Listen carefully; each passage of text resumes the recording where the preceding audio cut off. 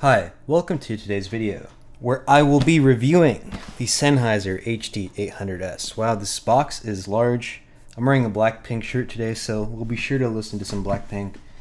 Why is the box so large is the question here.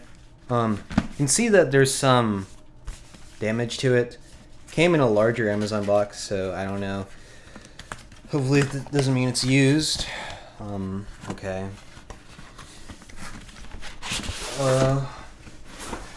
We'll see here. It said it was new, so should be. Everything is wrapped in here. What is this? So there's like, this is really interesting. It's like a true professional headphone unboxing experience, right? This cable is extremely long. I remember seeing on the website or the manual that using the USB drive, you can see the quote-unquote diffuse field, compensated frequency response, and it's a super low resolution graph. I've never seen a lower resolution graph than that, but at least maybe it's better than nothing. Okay, so I'll just keep this here. I don't think I'm gonna plug it in, honestly. And then we have a 1/4-inch jack, but I don't have anything that's 1/4-inch on my desk, so luckily I have one of these adapters where I can just use it on my MacBook. So we're good on that front. Okay, let's just get this thing out of the way. Man, this is going to be a pain to ship back, probably, if I have to. Are these extra cables or something? Oh, so this is a balanced 4.4mm termination.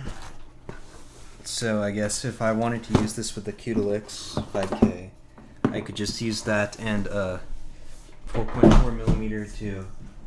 Dude, what in the world? This box is the worst quality ever. Okay. Wow. Just looking at the build quality here, of course I've seen this in person so many times, so it's not really that amazing, but it's pretty interesting to have it in my hands for the first time, I'll say. How do these ear cups work?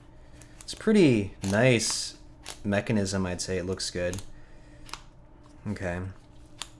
Wow, that's a really cool mechanism. Let me see what's the optimal adjustment here. Maybe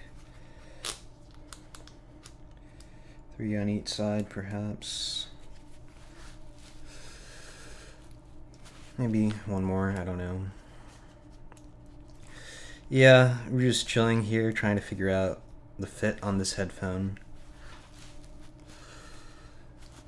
Let's see here. It's pretty easy to get a perfect seal. Let me actually dry my hair a bit more. It's kind of wet. Be right back. I don't know why this cable is so incredibly long, but I just have no use for most of this, unfortunately. Okay. This cable is just way too long. It feels high quality, but like it's just sitting here on the floor. Okay. Let's see. Is this... It feels kind of strange, I guess. Like, this part is quite high up. Will the soundstage monster actually have the most soundstage? Is what we all want to know, though, right? So, man. Okay. Let's just play a song. Okay. I'll switch to the EQ profile pretty fast, but let me start with 10:1 by Real, because I feel like I got to that too late last time. And we have so much loudness here. I just want to specify that with the 3 VRMS MacBook headphone jack. It's so easy to drive these headphones. So surprisingly, it actually doesn't sound bad. Too bad. The highs are, the mid-range, upper mid-range is a bit recessed. Bass is obviously severely lacking, but the treble is not that harsh. It's a little bit like bright, but it doesn't sound high Q and peaky. But really, there's no bass to be found. That's like the main issue, I think, listening to it now. 100% has to do something there. The soundstage is like not that impressive. I think it's like less than the Edition XS perceived, to be honest, but I haven't EQ'd yet, and obviously this is like nowhere close to a speaker system in terms of that. So listening to Never Take Away My Freedom by David Guetta at like 114, there's a beat drop, and the highs sound a bit like glass here, so there's definitely something wrong. Hopefully Oratory's EQ will fix it. Let's find out if that's the case. Okay, so have Oratory's EQ loaded up, moment of truth. So even with EQ, these actually have tons of loudness. Like the MacBook can easily drive the HD800S to extremely loud levels, even with EQ. So it sounds pretty good with EQ. Let me just listen to it a ton off recording and get back to you after noting some things down. So this headphone is pretty bad. I'm not going to keep it. So I'll just pull up a graph here. You see the Odyssey LCD5 versus the HD800S. These gross rig measurements for over-ear headphones usually have an artifact at 10 kilohertz that's not actually present in the human ear, but for the HD800S at 9 kilohertz with this listening position, there is a sharp notch in the response. Like, I was listening and it sounded low res in the treble, and I'm wondering like why this is the case, and it's just not linear in the treble.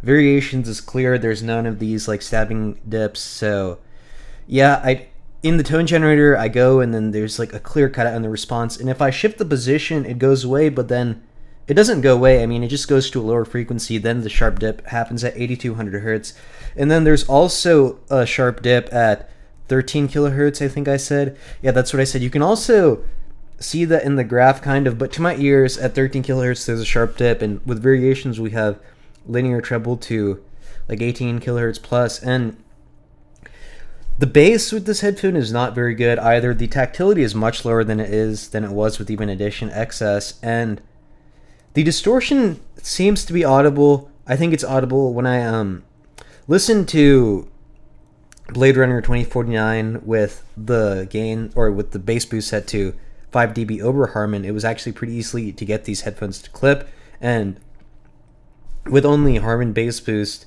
I had to turn the volume up quite a bit, but I could get it to clip on that song. And even in other songs the bass just does not sound very clean.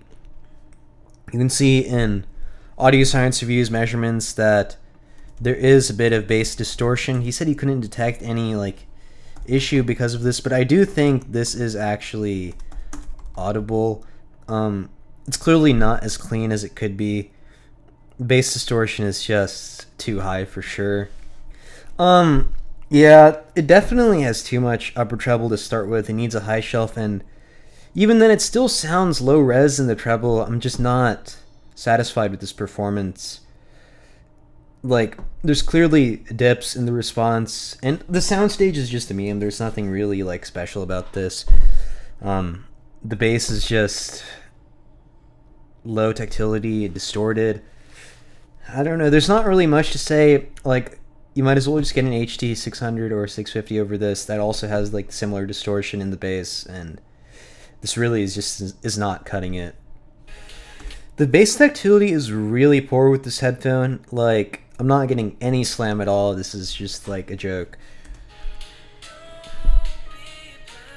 This has to be one of those acoustic impedance things, differences between like heads. This has probably a low acoustic impedance in the bass, and it's just not resistant to opposing forces. Like, this is terrible tactility. Yeah, I'm not satisfied. I'm definitely returning the HD800S. For what to try next, I'm not sure. Maybe Odyssey LCD5, but yeah. Let me compare the variations. Like, I'm not joking. The variation sounds like it has 3 times the resolution of HD800S. The treble is way more linear. The bass tactility is way higher too. Like, the HD800S is just a complete joke, really. Like, this should not cost more than like $200. So switching from variations to this headphone, the treble is like unbelievably smooth on these, and then when I switch to these I actually can hear the graininess in the upper treble, and it does sound glassy. So yeah, this is just like a joke. I don't know, but I thought it might as well worth be trying before going all in on LCD5 or something. But yeah. So even on 10 to 1, after listening to variations, it becomes abundantly clear that the treble is not smooth. I can hear high Q ringing. Like at 9.5 seconds, it just like, it's like, yeah, I think we're done here. This headphone is just not cutting it. Like, I mean, it goes without saying, don't buy the HD800S. It's garbage. That's the end of this review. There's not really much more to say. To sum it up, the bass tactility is terrible. It also has high distortion and clips if you turn it up a bit. And mid-range is fine. Don't really have anything to say there. The treble has a sharp dip in the response, which just adjusts based on position. And the upper treble is not smooth. There's clearly wispiness. It's not as bad as it is on the HiFiMan Edition XS, I'll say that, but it's not acceptable. We're looking for perfection here, and the HD800S is not that. I still definitely would rather listen to the Moondrop variations any day than the HD800S. Like I said, it has at least 3 times the perceived resolution and much higher bass tactility. So yeah, the HD800S is a joke, just a complete waste of time. Well, I guess it was worth listening to it, right? I'd like to give a shout out to Mild Bill, Chris3, the RF Flow Reaper, Ninja Come Through, Wadiaker, Demas Springus, and Trip. Thank you guys a lot for supporting the channel. Be sure to join the Apple House and Discord server linked in the description, where I give my live impressions on stuff like this. So instead of expecting a live stream, just go chat there. We have a great community, lots of learning to be done, and even for me, there are things I learn all the time. So yeah, definitely check us out.